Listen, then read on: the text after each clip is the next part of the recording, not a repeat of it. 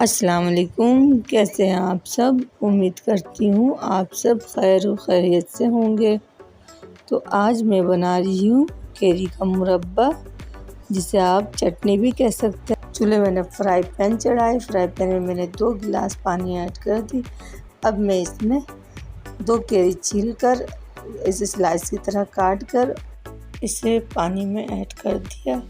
अब मैं इसमें फूड कलर भी ऐड की थी, हाफ टी स्पून से भी कम। जब इसमें अच्छी तरह उबाल आ जाएंगे तो मैं इसे 70% यानी हाफ गल जाएंगे तो मैं इसे ड्रेन कर लूँगी।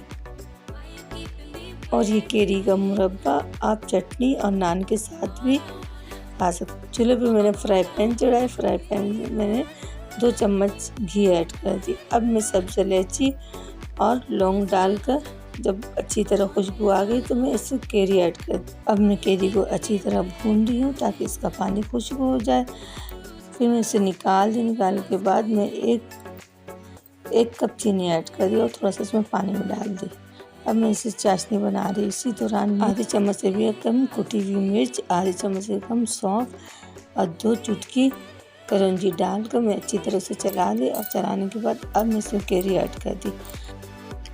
केरी डालकर मैं शीरा में अच्छी तरह चला रही हूँ ताकि शीरा इसमें जज्ब हो जाए। और फिर मैं इसे ढक दी थी। हर 5 से 10 मिनट के बाद मैं इसे चेक कर रही थी। और जब ये शीरा गाढ़ा होने पे आ गया तो मैं इसमें गुड़ का एक टुकड़ा डाल दी। तो गुड़ डालने से इसका रंग चेंज हो गया। अब ये बहुत यम्मी और टेस्टी बनी है। खट्टी मीठी चटनी बहुत ही मज़ेदार है। आप भी ये रेसिपी ज़रूर ट्राई करें। तो जनाब मैंने प्लेट में सर्व कर दिया। ऐसी अच्छी वीडियो देखने के लिए लाइक करें, शेयर करें, फ्रांस बॉम को ज़रूर सब्सक्राइब करें और दुआओं में याद रखें। अल्लाह हाफिज़।